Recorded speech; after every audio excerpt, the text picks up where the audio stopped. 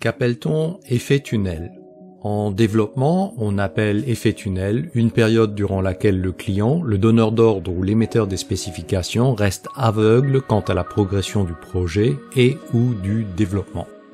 En effet, les personnels chargés du projet et ou du développement sont affairés de leur côté et ne fournissent pas d'indications sur l'avancement de leurs travaux, hormis durant les revues périodiques planifiées, généralement des jalons dans le projet.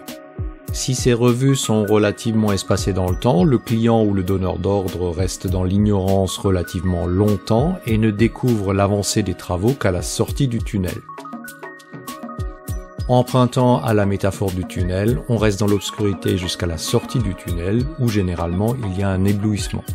L'éblouissement en question peut être un afflux soudain d'informations qu'il faut intégrer et ou l'heureuse ou mauvaise surprise quant à l'avancement des travaux et leur conformité au cahier des charges. L'effet tunnel est plutôt connoté négativement car le plus souvent l'éblouissement à la sortie est une avalanche de déconvenus, d'écarts entre les spécifications et la réalisation, des malentendus conduisant à des livrables que le client ne valide pas, etc. Les principaux problèmes liés à l'effet tunnel sont les suivants. Aucune visibilité sur la progression par rapport au planning. Les parties prenantes externes au travail en cours ne peuvent pas se rendre compte d'une éventuelle dérive ni du maintien de l'alignement effectif de la progression des travaux avec la trajectoire prévue.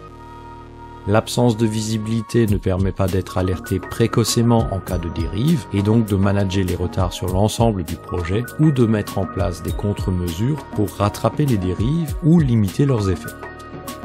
Plus le tunnel est long, plus le risque que les spécifications évoluent durant la traversée du tunnel augmente sans que les développeurs puissent en prendre connaissance et adapter leurs travaux.